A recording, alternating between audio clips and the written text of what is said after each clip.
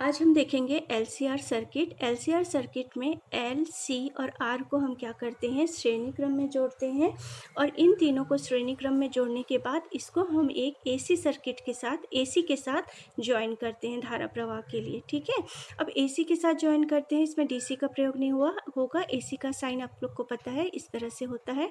अब एसी के साइन जैसे ही इसमें हुआ, इसमें धारा का साइन आपको दिख रहा होगा, इस तरह से आई है। तो आई है तो आपको समझ में आ रहा होगा कि डायरेक्शन क्या होगा, प्लस और माइनस। ठीक है, पर ये चेंज होता रहता है। किस तरह से चेंज होता रहता है, एक बार ये प्लस माइनस होगा, फिर अल्टरनेट जब ये नीचे जाएगा तो क्या हो जाएगा, माइनस प्लस, देन अगेन क्या होगा, प्लस माइनस माइनस प्लस। इसीलिए इसको क्या कहते हैं, प्रत्यावर्ती। ठीक है, मतलब ये अप एंड डाउन, मतलब अब ऊपर से नीचे, नीचे से ऊपर, इस तरह से साइन वेव में चेंज होते रहता है। एक ही धारा इसमें प्रवाहित नहीं होती, जैसे डीसी में होती है, प्लस माइनस है तो प्लस माइनस से ही धारा का प्रवाह होगा। ठीक है, इसको हम आगे और देखेंगे। ठीक, अब इसमें जो है धारा का प्रवाह क्या हो रहा है, श्रेणी क्रम में हो रहा है। तो जब V से धारा का प्रवाह होगा और I से धारा का प्रवाह होगा, मतलब L से होगा और C से होगा, तो इसमें धारा का प्रवाह क्या रहेगा, इक्विवेलेंट रहेंगे। परंतु जब R के लिए बात कर रहे हैं, L के लिए और C के लिए, इसमें जो वोल्टता रहेगी वो वोल्टता क्या रहेगी, प्रत्यावर्ती जो धारा के, जैसे ही प्रत्यावर्ती धारा प्रवाहित हो रही है तो इनके सिरों के, आर के सिरों के बीच, प्रेरक कुंडली के सिरों के बीच और संधारित्र के सिरों के बीच जो वोल्टता रहती है वो क्या होती है बेटा, वी आर, वी एल और वी सी। क्लियर। तो उसी को हम कैसे लिखेंगे, इसको थोड़ा और अच्छे से लिखिएगा। माना प्रत्यावर्ती वोल्टेज क्या है, V equal to V naught sine omega t. किसी क्षण, या माना धाराएं प्रवाहित हो रही है, तो किसी क्षण एक ऐड कर देते हैं, किसी क्षण। ठीक है ना, क्षण की बात जब करते हैं तो टाइम की बात होती है। किसी क्षण जो है माना धाराएं प्रवाहित हो रही है, तो इनके सिरों के बीच, किनके सिरों के बीच, आर, एल और सी के सिरों के बीच जो वोल्टता होगी क्या होगी, वी आर, वी एल और वी सी। ठीक है, तो हमने इसके पहले वाले चैप्टर में देखा है, चैप्टर मतलब इसके पहले जब आर, एल और सी को अलग अलग से देखा था, तो हमने देखा कि उसमें प्रतिरोध और प्रतिघात और प्रतिबाधा के बारे में जाना था। तो वी आर इक्वल टू क्या होगा, I R, V L equal to I XL. XL क्या है बेटा, एक्स क्या डिनोट करता है, प्रतिघात। सी क्या डिनोट, इसमें फिर एक्स क्या डिनोट करता है, प्रतिघात। ये संधारित्र के लिए प्रतिघात है, ये प्रेरक कुंडली के लिए प्रतिघात है। तो V L equal to I X L, V C equal to I X C. ये आता कहाँ से है, ये जो हम लोग ओम का नियम पढ़ते हैं, V equal to I R. ठीक है, तो आर, अब यहाँ पे आर, एल कुंडली की बात जब करते हैं तो वहाँ पर एल आर जो होता है, उस आर के बदले हम क्या लिखते हैं, एक्सएल। ठीक है, अब यहाँ पर क्या हो जाएगा, एक्ससी। ठीक है, यहाँ पर जो हम लिख रहे हैं ये यहाँ से आता है ओम के लॉ से। अब इसी को आगे जब हम देखते हैं तो हम इसके पहले जो आर, एल और सी की बात किए थे, वहाँ पर हमने देखा था वी एल जो वोल्टेज है। ठीक है, वी एल 90 डिग्री अग्रगामी होता है, मतलब आगे चलता है आई से। वी सी जो है 90 डिग्री पश्चिगामी है, और वी आर और आई क्या है, एक समान दिशा में क्या करते हैं, गमन करते हैं। इसका मतलब क्या है, इसका मतलब है वी एल लीड कर रहा है, वी सी जो है नीचे है, और आर जो है, और आर और धारा आई जो है एक समान है। तो इसके लिए जो एक कला संबंध ग्राफ बनता है, वो कला संबंध ग्राफ किस तरह से बनेगा, जैसे फर्स्ट मैं किसके लिए बता रही हूँ बेटा, इसके लिए वी आर और आई एक समान दिशा में है, तो V और I एक समान दिशा में है। ये सारी चीज़ें हम एक क्लास में देख चुके हैं। ठीक है, अब L अग्रगामी है, किससे, I से। अग्रगामी मतलब लीड, L से मैंने क्या बताया था, लीड करना है ना, एक तरह से लोड होता है, पर यहाँ पर याद करने का जो तरीका है, एक तरह से आप बता सकते हो कि ये लीड पोजीशन पे चल रहा है। तो वी एल लीड कर रहा है किससे, आई से, तो दैट मीन्स ये क्या हो जाएगा, ग्राफ अलग से बनाओगे तो आपको ये ग्राफ में ये वाला पोजीशन नहीं दिखेगा। ठीक है, फिर अभी हम लोगों को तीनों ग्राफ एक साथ शो करना है, तो तीनों मतलब वी आर, वी एल और वी सी तीनों में संबंध बताना है, करके एक ही ग्राफ में यूज़ कर रहे हैं।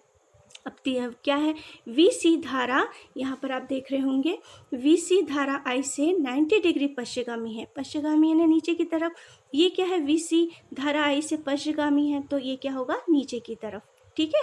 तो इसमें हम इसी ग्राफ को जब इसमें परिणामी वोल्टेज निकालना चाहते हैं, परिणामी वोल्टेज हमको निकालना है तभी तो हम वोल्टेज की बात करेंगे।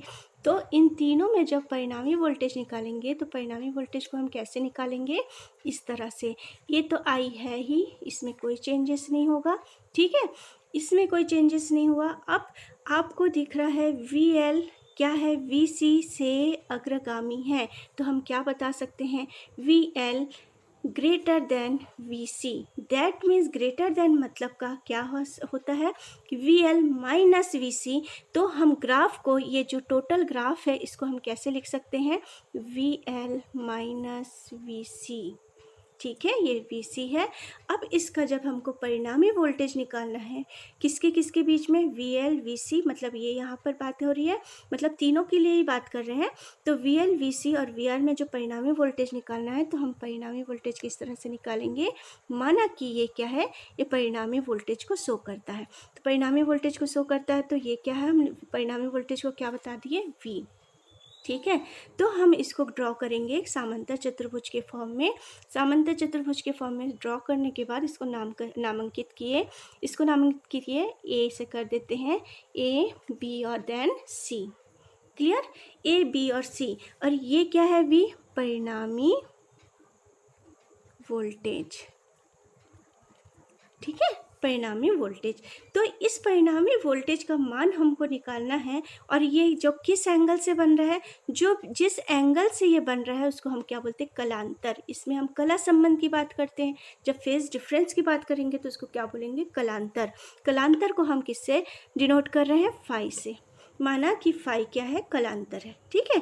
तो परिणामी वोल्टेज हमको निकालना है, तो परिणामी वोल्टेज हम कैसे निकालेंगे, परिणामी वोल्टेज निकालने के लिए हमको एक ट्रायंगल लेना पड़ेगा, चाहे यहाँ का लो या यहाँ का लो। अब बताइए कि ये समांतर चतुर्भुज है तो आमने सामने की भुजाएं क्या होंगी, बराबर। तो यहाँ VL माइनस VC है तो ये भी क्या हो जाएगा बेटा, VL माइनस VC, क्लियर, ये भी VL माइनस VC हो जाएगा। अब बताइए ये VL माइनस VC हो गया तो ये भी जस्ट हम लोग को जो भी ट्रायंगल लेके बात करेंगे उसके अकॉर्डिंग हम चलेंगे। तो हम अभी ट्रायंगल में नामांकन क्या किए हैं, ABC। तो हम ट्रायंगल बात करते हैं, ट्रायंगल ABC में क्या लगा है बेटा, पाइथागोरस थ्योरम, पाइथागोरस थ्योरम प्रमेय, ठीक है। पाइथागोरस प्रमेय लगाएंगे तो पाइथागोरस प्रमेय क्या होता है बताइए, यहाँ पर मैं यहाँ पर लिख रही हूँ, यहाँ पर कर्ण स्क्वायर इक्वल टू क्या होता है, लंब स्क्वायर प्लस आधार स्क्वायर, ठीक है। ये आधार है, दैट मीन्स आ लिखी हूँ तो आधार है, ठीक है। तो ये होता है, आप क्लास 10 से 9 से पढ़ते आ रहे हैं, ठीक। अब इसमें कर्ण क्या है, थीटा के सामने वाला, यहाँ पर थीटा दैट मीन्स यहाँ पर फेस एंगल क्या है, फाई, थीटा के सामने वाला क्या होगा, लंब। तो ये क्या हो गया आपका L, ठीक है। ये क्या होगा बेटा, हाइपोटेनियस कर्ण, ठीक है। ये क्या हो जाएगा, आधार, ठीक है, दैट मीन्स हम इसको क्या बोलते हैं, बेस, ठीक। अब आपको समझ में आ रहा है, ये लंब है, ये क्या है, कर्ण है, ये आधार है। तो इसको नामांकन जहाँ पर किए हैं वैसे लिखेंगे तो क्या होगा, कर्ण, कर्ण दैट मीन्स क्या होगा, AB का स्क्वायर इक्वल टू क्या चलेगा अभी, उसके बाद लंब, लंब क्या है बेटा, BC। तो क्या होगा, BC का स्क्वायर प्लस उसके बाद क्या चलेगा, AC का स्क्वायर, ठीक है।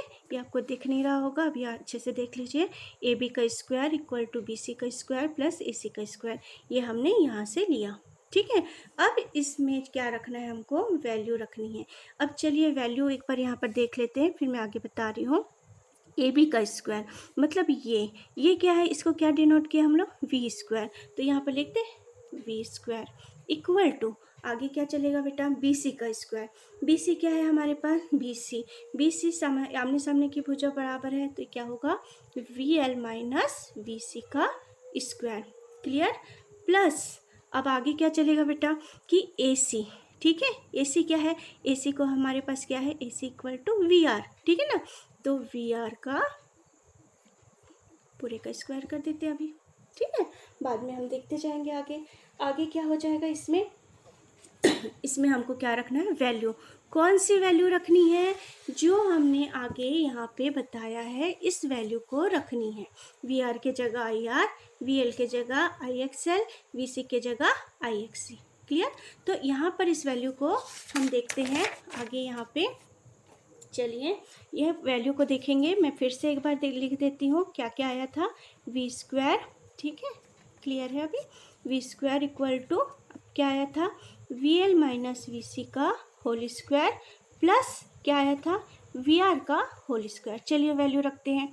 वी एल की जगह क्या है? आपको याद हो जाना चाहिए ये सारी चीज़ें। वी एल मतलब आई एक्स एल, मतलब यहाँ पर क्या होगा? आई एक्स सी का होल स्क्वायर, ठीक है, प्लस वी आर मतलब, सॉरी यहाँ पर गलती हो गई, आई आर, ठीक है, आई आर का क्या हो जाएगा? आपका होल स्क्वायर, ठीक है, ये होल स्क्वायर आ जाएगा। ये किसके अकॉर्डिंग चल रहे हैं? वी स्क्वायर के। अब देखिए फिर वी स्क्वायर इक्वल टू, अब इसमें से क्या कॉमन निकल जाएगा बेटा? आई, आई दिख रहा है आपको कॉमन, तो यहाँ से आई स्क्वायर हो जाएगा, यहाँ से आई स्क्वायर, यहाँ से आई स्क्वायर, तो हम क्या का कॉमन निकाल देते हैं? आई स्क्वायर को कॉमन निकाल देते हैं, ठीक है। तो आई स्क्वायर को कॉमन निकालने के बाद हमारे पास अंदर क्या बच रहा है? ठीक है, यहाँ पर बच रहा है एक्स एल, यहाँ बच रहा है एक्स सी, ठीक है, पर स्क्वायर है अपने आप में, प्लस यहाँ पर भी आई स्क्वायर हो गया, ठीक है, ये आर स्क्वायर। आई स्क्वायर क्या हो गया? बाहर निकल जाएगा, तो क्या हो जाएगा? आई स्क्वायर को हम बाहर निकाल देते हैं, ठीक, और ये V square equal to I square, और अंदर क्या रहेगा? अब अंदर की बात कर रहे हैं तो एक ब्रैकेट लगा देते हैं, ठीक है। अब यहाँ से आई स्क्वायर निकल गया, यहाँ से आई स्क्वायर निकल गया। अब मैं इसको थोड़ा सा रीअरेंज कर रही हूँ, इसको मैं पहले लिख दे रही हूँ आर स्क्वायर, उसके बाद क्या लिख रही हूँ? इसको लिख रही हूँ, ठीक है। तो आप कर सकते हैं ऐसे भी। तो x L minus X C का होल स्क्वायर, ठीक है, प्लस में है तो आगे पीछे करने में कोई प्रॉब्लम नहीं है, ठीक है। अब यहाँ तक हमने निकाला है V square equal to I square then R square plus X L minus X C का होल स्क्वायर, परंतु हम लोगों को इसको थोड़ा सा और सिंप्लीफाई करना पड़ेगा।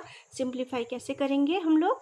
v इक्वल टू, इसको क्या करते हैं? अंडर रूट निकाल लेते हैं, स्क्वायर रूट, तो ये क्या हो जाएगा? आई, ये क्या हो जाएगा? स्क्वायर रूट में आ जाएगा क्योंकि इसके वर्ग नहीं है, R square plus X L minus X C का होल स्क्वायर। क्लियर यहाँ तक? अब मैं स्टेप बाय स्टेप बताते जा रही हूँ। अब यहाँ पर ये जो इक्वेशन निकली है इसको मैं इक्वेशन 1 दे देती हूँ, ठीक है। यहाँ पर हमारा पहला इक्वेशन क्या निकल रहा है? v equal to I root of R square plus X L minus X C का होल स्क्वायर, तो इसको मैं अंडर ब्रैकेट में भी कर सकते हैं इस तरह से। तो ये किसके लिए वोल्टेज निकला है? वोल्टेज किसके लिए निकला है? पत्य एलसीआर श्रेणी क्रम में, एलसीआर परिपथ जो कि श्रेणी क्रम में जुड़ा है, ठीक है, ये भी कंडीशन है कि श्रेणी क्रम में जुड़ा है, उसके लिए वोल्टेज कितना निकला है? v equal to I R square plus X L minus X C का होल स्क्वायर। परंतु हमको इसके बाद क्या निकालना है? इस कंडीशन में हमको क्या निकालना है? आगे जाके हमको यदि प्रतिबाधा निकालना है तो हम प्रतिबाधा कैसे निकालेंगे बेटा? प्रतिबाधा को हम किससे बताते हैं? जेड से। तो प्रतिबाधा जेड इक्वल टू, ठीक है, प्रतिबाधा को किससे डिनोट किया? जेड से। चलिए मैं ऐसे भी कर देती हूँ, ठीक है, प्रतिबाधा equal to Z equal to क्या होगा? जेड दैट प्रतिबाधा प्रतिघात में क्या बोली थी? V upon I equal to R से हम डिनोट करते हैं ना, तो यहाँ पर वी इसी समीकरण से प्रतिबाधा निकालेंगे हम, वी अपॉन आई, मतलब ये आई इधर आ गया तो हमारे पास क्या बचा बेटा? R square plus X L minus X C का होल स्क्वायर, ठीक है। तो हम प्रतिबाधा दिख रहा है V upon I equal to Z, तो हम जेड को कैसे, प्रतिबाधा को कैसे लिख सकते हैं? फिर से R square plus X L minus X C का होल स्क्वायर। आप v निकाल लिए तो प्रतिबाधा निकालने में कोई प्रॉब्लम नहीं होगी, आपको बस पता होना चाहिए कि प्रतिबाधा कैसे निकालते हैं। v अपॉन आई यहीं से ट्रांसफ़र कर दिए, ठीक है। ये तो हो गया प्रतिबाधा। प्रतिबाधा के बाद आपको क्या निकालना है बेटा? इसके बाद भी आपको कुछ निकालना है, वो क्या जो हमने फेज डिफरेंस बताया था। क्या है? माना कि कलांतर कितना है? कलांतर फाई है, तो कलांतर जो फेज डिफरेंस फाई है, तो फेज डिफरेंस फाई है तो फाई को हम कैसे निकालेंगे? अब हमारे पास जो मैं ट्रायंगल था, ठीक है, वो ट्रायंगल को फिर से मैं यहाँ पर बता दे रही हूँ क्योंकि हमको पीछे ना मुड़ना पड़े। ए बी और सी इसको बताया था ना हमने, ठीक है, ABC इसको बताया था। इसी से हमको क्या लेना है, this is V, this is VL minus VC और दिस इज़ VR, इसको इंडिकेट कर रहे थे। ठीक, अब इससे हम लोगों को क्या निकालना है, फेज डिफरेंस। अब फेज डिफरेंस निकालने के लिए हम क्या करेंगे, हमारे पास इतनी ही चीज़ें हैं, मतलब ये है और ये है। ठीक है, अब फेज डिफरेंस निकालने के लिए हम कौन सा वो ले, साइन कॉस टेन। तो इसमें हम क्या कर रहे हैं, टेन फाइव, थीटा की बात नहीं करेंगे, हमने एज्यूम किया है फाइव, इसलिए फाइव लिखेंगे। टेन फाइव इक्वल टू क्या लिखना है, लंब बटे आधार। ठीक है, अब मैंने आपको पहले ही बता दिया था, ये वाला सेक्शन क्या है, लंब, ये वाला सेक्शन आधार, ये वाला सेक्शन क्या है, कर्ण। ठीक है, तो लंब को हम क्या लिखेंगे, BC। ठीक है, ये BC हो गया, बटे आधार क्या है, AC। अब BC क्या है बेटा आपके पास, एक किसके अकॉर्डिंग चल रहे हैं, टेन फाइव। ठीक है ना, अब BC क्या है, BC क्या है उसको मैं एक बार लिख देती हूँ। BC क्या है, VL माइनस VC। ठीक है, VL माइनस VC और देन AC क्या है आपके पास, VR। ठीक है, ये किसके इक्विवेलेंट चल रहा है, टेन फाइव। ठीक है, अब फिर से इसमें क्या करना है, ये तो सिंपल, इसके अंदर हमको वैल्यू रखना है VL की, VC की, VR की, फिर इसको क्या करना है, सिंप्लीफाई करना है। ठीक है, अब सिंप्लीफाई में हम लोग फिर से देखते हैं सिंप्लीफाई कैसे करेंगे। देखिए, टेन फाइव इक्वल टू हमारे पास क्या था, VL minus VC, VL minus VC upon VR। अब VL को हम क्या लिख सकते हैं, IXL। ठीक है, VC को कैसे लिख सकते हैं, IXC बटे क्या हो जाएगा, VR दैट मीन्स IR। इसमें दिख रहा है सब में आई कॉमन है, तो हम लोग उसको क्या कर सकते हैं, कॉमन निकाल के काट सकते हैं। चलिए एक स्टेप करके देखते हैं। XL minus XC upon IR, ये कट गया। ठीक है, आपके पास क्या बचा बेटा, XL माइनस XC बटे R। ये किसके इक्विवेलेंट चल रहे हैं, फाइव। ठीक है, परंतु कलांतर में फाइव हम टेन फाइव बता रहे हैं। ठीक है, परंतु यदि हम फाइव बताना चाहें, फाइव कलांतर, इसी को तो निकालना था फाइव को, तो क्या हो जाएगा, tan inverse XL minus XC upon R। ठीक है, इसमें कोई प्रॉब्लम है, यदि आपने टेन फाइव का फॉर्मूला याद रखा, टेन का फॉर्मूला याद रखा, टेन इक्वल टू क्या होता है, तो अपने आप उस ट्रायंगल से आप कहाँ तक पहुँच जाएंगे, फाइव तक पहुँच जाएंगे। टेन फाइव निकाला, वहाँ से कहाँ पहुँचेंगे, फाइव। तो इस इक्वेशन को हमने क्या दिया, थर्ड, आई थिंक थर्ड ही होगा। ठीक है, आगे देखते हैं इसमें क्या होता है। ये हमने क्या निकाला बेटा, कलांतर। यहाँ पर एक बार मैं फिर से लिख देती हूँ, कलांतर।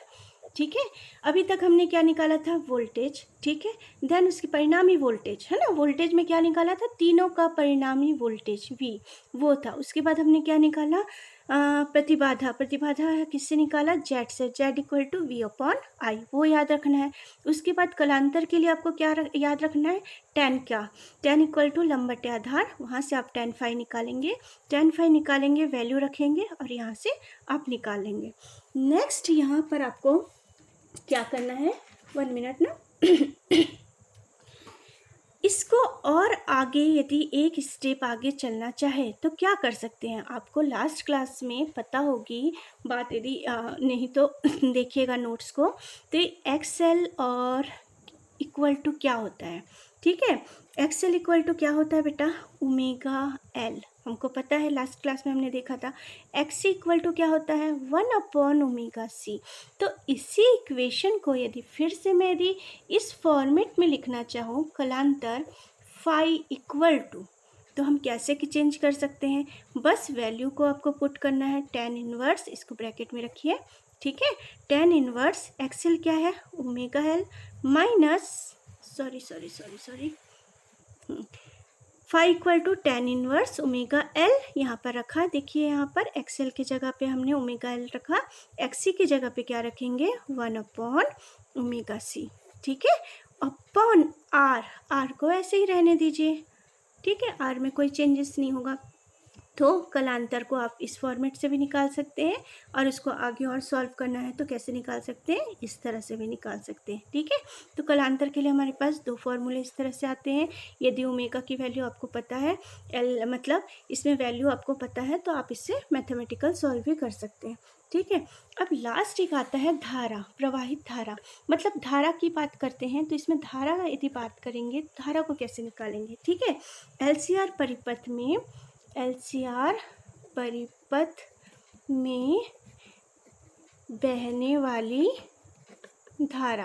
बहने वाली धारा को एलसीआर की बात कर रही हूँ ना।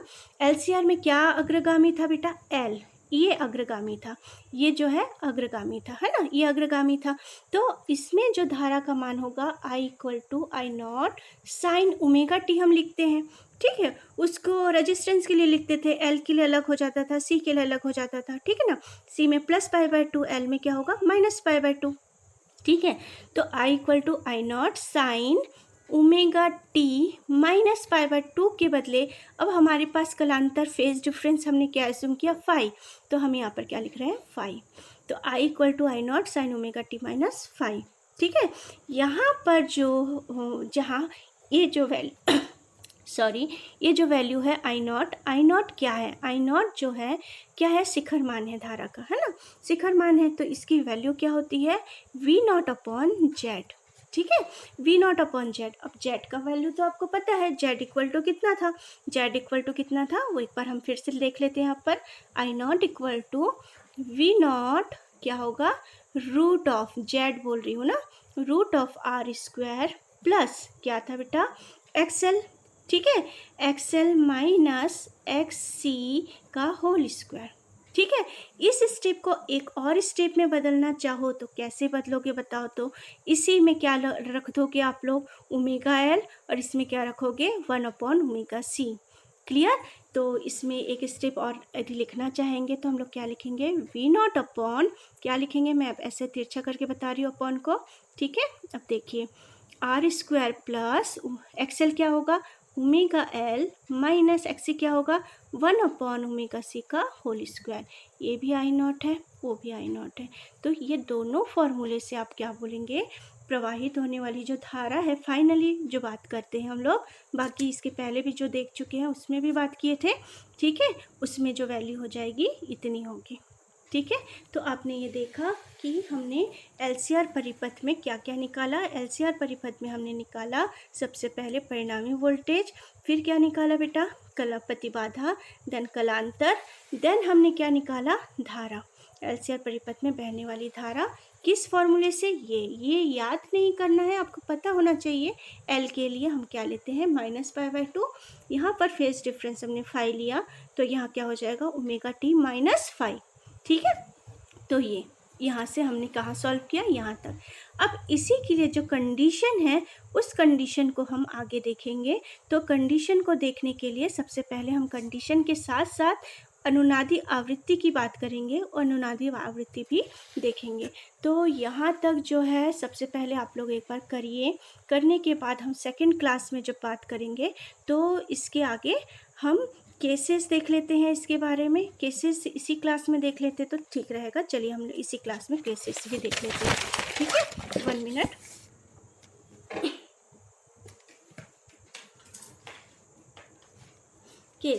केसेस क्या होते हैं, जैसे मैंने आप लोगों को, केस का मतलब क्या है, जो स्थितियाँ रहेंगी। और सबसे पहला क्या रहेगा, यदि परिस्थिति, विशेष परिस्थिति की बात कर रहे हैं, केस 1।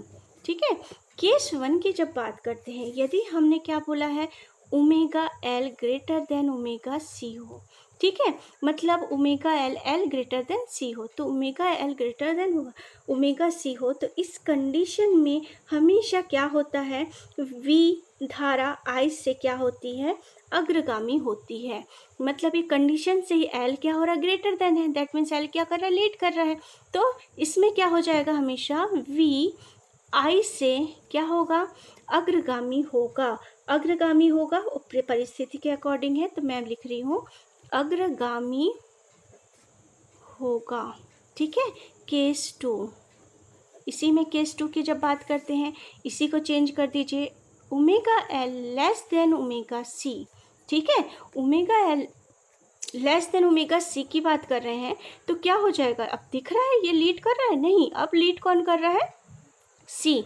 तो इस कंडीशन में हमने देखा है पहले, ये सारी चीज़ें जो मैं बोल रही हूँ ये फर्स्ट क्लास में हो चुकी है, ठीक है। यदि कोई डाउट होगा तो बताइएगा, ठीक है। तो ओमेगा सी ओमेगा सी क्या है, पश्चगामी है, दैट मीन्स हम क्या लिखेंगे, यहाँ पर क्या हो जाएगा, ओमेगा वी क्या होगा, वोल्टता वी, ये धारा आई से क्या है, पश्चगामी है। कौन सी वोल्टता, वी सी, ठीक है ना, वोल्टता वी धारा आई से क्या है, पश्चगामी है। कौन सी वोल्टता की बात कर रहे हैं, दैट मीन्स वीसी की बात हो रही है, ठीक है, यहाँ पर वीसी की बात हो रही है, ठीक है। अब थर्ड कंडीशन, ये तो एल और सी के लिए था, आर के लिए क्या कंडीशन होगा, तो केस थर्ड की बात करते हैं। तो केस थर्ड में क्या होता है, केस थर्ड में क्या लगा रहेगा, इस एक में तो एल सी लगा है, ठीक है। उसमें क्या होगा, यदि हम एक बार ग्रेटर देन ले लिए, एक बार लेस देन ले लिए, तो यदि हम omega L equal to one by omega सी ले लेते हैं, ठीक है। यदि ये वाला कंडीशन लेते हैं तब tan phi इक्वल टू क्या हो जाता है बेटा, tan phi इक्वल टू 0 हो जाता है, ठीक है। तो इस कंडीशन में क्या होता है, हमेशा, ठीक है, हमेशा क्या होगा कि धारा और वोल्टेज क्या होगा, एक ही दिशा में क्या होंगे, गमन करेंगे। गमन करेंगे मतलब उसकी दिशा जो होगी एक ही होगी। तो tan phi इक्वल टू 0 हो गया, तो इससे क्या निकालते हैं हम लोग, z इक्वल टू आर, ठीक है। z इक्वल टू आर जो समीकरण आया, तो ये समीकरण आया कहाँ से, ये समीकरण हम बताते हैं, जो आखिरी में अभी हमने धारा का मान निकाला है ना, धारा का मान आई नॉट निकाला है, ठीक है, वहाँ से हम निकालते हैं z इक्वल टू आर आ जाएगा, ठीक है। इस कंडीशन में जब z इक्वल टू आर होता है, ठीक है, तो इस कंडीशन में, ये कंडीशन कब होती है बेटा, ये कंडीशन आपकी होगी, आई नॉट हमने अभी निकाला था, आई नॉट कैसे निकाला था बताओ तो, वी नॉट अपॉन जेड निकाला था। अब इस वी नॉट अपॉन जेड की जगह हम क्या लिखेंगे बताओ तो, अभी मैंने लिखा है जेड इक्वल टू आर, ठीक है, तो इसकी जगह क्या लिखूँ मैं, वी नॉट अपॉन आर, ठीक है, वी नॉट अपॉन आर लिखी हूँ। तो इस कंडीशन में, ये जो कंडीशन है, इस कंडीशन में धारा हमेशा क्या होती है, अधिकतम होती है, बहने वाली जो धारा है, धारा का मान क्या होगा, धारा क्या होगी, मैक्सिमम, ठीक है, मैक्सिमम होगी। तो ये जो कंडीशन है, जिस कंडीशन में धारा मैक्सिमम होगी, या आप बोल सकते हैं omega L equal to one by omega सी, इस कंडीशन में क्या होगा, जो स्थिति उत्पन्न होती है उसको हम कौन सी स्थिति कहते हैं, अनुनाद, अनुनाद की स्थिति। ये स्थिति एक तरह से आप डायरेक्ट बोल सकते हो ओमेगा इक्वल टू 1/ओमेगा सी। इस कंडीशन में जो धारा का मान होता है मैक्सिमम होता है, और इस कंडीशन को हम क्या बोलते हैं, अनुनाद की स्थिति। तो अनुनाद की स्थिति किससे डेवलप हुई बेटा, ओमेगा एल से डेवलप हुई, omega L equal to one by omega सी, इससे डेवलप हुई। तो अनुनाद की स्थिति जनरेट करने के लिए सबसे महत्वपूर्ण चीज़ क्या थी, अनुनाद की स्थिति किस स्थिति में बताते हैं, omega L equal to one by omega सी। इस ये कंडीशन जब आएगी तो अनुनाद की स्थिति होगी, ठीक है। ये वेरी वेरी इंपॉर्टेंट है, ये पूछते हैं अनुनाद की स्थिति बताइए। तो अनुनाद की स्थिति जब आप बताओगे तो ये सिंपल चीज़ है। अब इस चीज़ में क्या रखना है, omega equal to omega L equal to one by omega C. अब बताइए, आपको पता होगा, ठीक है, इस कंडीशन में इसको थोड़ा सा सिंप्लीफाई करते हुए हम आगे चलेंगे और वैल्यू रखेंगे। चलिए सिंप्लीफाई करते हैं। ओमेगा और ओमेगा को क्या करते हैं, डब्लू नहीं है ओमेगा है ना, ओमेगा ओमेगा को क्रॉस मल्टीप्लाई करो तो ओमेगा वहाँ चले गया, और एल को इधर लेके आ जाओ तो क्या हो गया, 1/LC, इतना हो गया। अब इसको थोड़ा सा और सिंप्लीफाई करते हैं, और सिंप्लीफाई करोगे तो क्या होगा, ओमेगा इक्वल टू आपको क्या पता है, 2π/न्यू, इतना पता है 2π/न्यू। अब ओमेगा इक्वल टू 2π/न्यू पता है, तो चलिए ओमेगा इक्वल टू 2π/न्यू लिखते हैं। पर ओमेगा इक्वल टू 2π/न्यू के पहले इसको थोड़ा सा और सिंप्लीफाई कर देते हैं, यहीं पे कर देती हूँ, ओमेगा इक्वल टू 1/√LC। तभी मैं ओमेगा की वैल्यू डायरेक्ट यहाँ रख सकती हूँ ना, नहीं तो फिर स्क्वायर स्क्वायर करना पड़ेगा। तो क्या होगा, 2π/न्यू, ठीक है, 2π/न्यू रखिए बेटा, 2π/न्यू इक्वल टू 1/√LC। क्लियर यहाँ तक। अब अनुनाद की स्थिति, अनुनादी आवृत्ति भी बोलते हैं इसको, ठीक है। अनुनाद की स्थिति में हम क्या जनरेट करते हैं, अनुनादी आवृत्ति, ठीक है। अनुनाद की स्थिति में क्या निकलता है फाइनली वैल्यू, अनुनादी आवृत्ति। न्यू क्या है, आवृत्ति। तो यहाँ से हम न्यू निकालें, तो न्यू निकालेंगे तो क्या होगा बताओ। ऑलरेडी यहाँ पर क्या है, LC है, ये नीचे आ जाएगा 2 पाई, ठीक है। क्रॉस मल्टीप्लाई करोगे तो नीचे आएगा, ठीक है, क्योंकि ये अंश में है, ठीक। अब देखिए ये जो इक्वेशन है, ये इक्वेशन कौन सा इक्वेशन है, LCR परिपथ की अनुनादी आवृत्ति। न्यू क्या है, आवृत्ति। तो हम फाइनली इसको कैसे लिख सकते हैं बेटा, LCR परिपथ की अनुनादी आवृत्ति का समीकरण कौन सा है बेटा, ये। क्लियर, ठीक है। तो हमने अभी तक क्या क्या देखा बेटा, हमने देखा कि जो फाइनली वोल्टता, कलांतर, प्रतिबाधा, धारा का मान, वहाँ से हमने कुछ केसेस को देखा।